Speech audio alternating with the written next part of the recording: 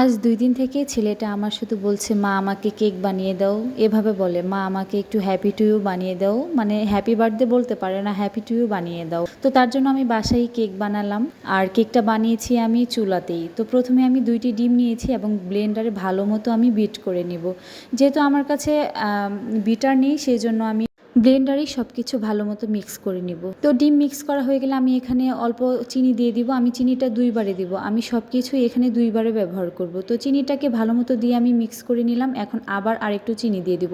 আমি এখানে হাফ কাপের একটু কম চিনি দিয়েছি। এরপর চিনিটা ভালো মতো গলে গেলে আমি এখানে ২ টেবিল চামচ গুঁড়ো দুধ দিয়ে এবং হাফ কাপের মতো তেল আমি ৩ বারে দিব এর ভিতরে। তো সবগুলো উপকরণ ভালো মতো মিক্স হয়ে গেলে আমি এখানে ২ থেকে ৩ ফোঁটা ভ্যানিলা এসেন্স দিয়ে দিব। যেহেতু ডিম দিয়েছি, ডিমের তো একটা গন্ধ হবে, সেজন্য আমি ভ্যানিলা এসেন্সটা ব্যবহার করেছি। ডিম, তেল, চিনি আমি ভালো মতো মিক্স করে নিয়েছি। এখন আমি শুকনো উপকরণগুলো দিয়ে মিক্স করে নেব। আমি এখানে হাফ কাপের মতো ময়দা ব্যবহার করেছি এবং হাফ টেবিল চামচ বেকিং পাউডার আর লবণ দিয়ে ভালো মতো চেলে নিচ্ছি। আমাকে অনেকেই বলে, তুমি এখন ভিডিও দিচ্ছ না কেন? আসলে আমার এখন কেন জানি ভিডিও দিতে একদমই ভালো লাগে না। অনেক বেশি আলসেমি লাগে। আর আমি ঘুম থেকে উঠি 11টা বাজে, সেজন্য ঘুম থেকে ওঠার পরে কাজ করতে করতে আমার দিন এমনিই চলে যায়, ভিডিও বানানোর সময় হয় না। তো আমি কেকের উপকরণগুলো ভালো মতো মিক্স করে নিয়ে একটি বাটিতে ঢেলে নিলাম। ঢেলে নেওয়ার পর ঝাঁকিয়ে ভিতরে লাম্পসগুলো বের করে দিলাম। এখন আমি চুলায় আগে থেকে একটি পাতিল বসিয়ে দিয়েছিলাম। পাতিলটা গরম হয়ে গেলে দেখুন আমার কাছে স্ট্রেনার ছিল না, সেজন্য আমি কি ব্যবহার করেছি। যাই হোক, যাই ব্যবহার করি না কেন, কেকটা ভালো হলেই যথেষ্ট। তারপর আমি ঢাকনাতে একটা ছিদ্র ছিল, সেটাকে বন্ধ করে দিয়েছি এবং একদম লো হিটে কেকটা বসিয়ে আমি 40 মিনিট পর্যন্ত এটাকে রান্না করেছি। মাশাআল্লাহ, দেখুন কেকটা কিভাবে ফুলে উঠেছে আর এত সুন্দর স্মেল বের হয়েছে, পুরো বাসা আমার কেকের ঘ্রাণ একদম মোমো করছে। আমি একটু চেক করে নিলাম, কোনো প্রকার কোনো কাঁচা নেই, একদম পারফেক্ট কুক হয়েছে।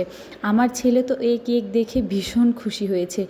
সে 2 দিন থেকেই আমাকে খুব জ্বালাচ্ছে কেকের জন্য, কিন্তু সময় পাচ্ছিলাম না দেখে বানিয়ে দিতে পারিনি।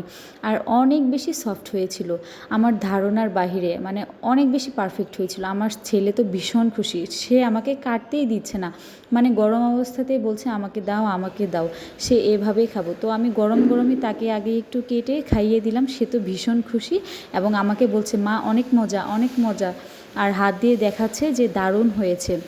তো দেখুন কেকটি কী পরিমাণে অসাধারণ হয়েছে এবং অনেক বেশি সফট হয়েছিল। আপনারা চাইলেও এভাবে বাসায় বানিয়ে খেতে পারবেন এবং বাচ্চাদেরও বানিয়ে দিতে পারবেন। আমি প্রায়ই আমার বাচ্চার জন্য অনেক কিছুই বাসায় বানাই, কিন্তু ভিডিও করা হয় না।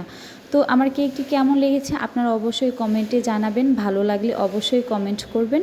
আর চাইলে এভাবে বাড়িতেই ট্রাই করতে পারেন। আমার ছেলের খুশির জন্য আমি সব কিছুই করতে পারি।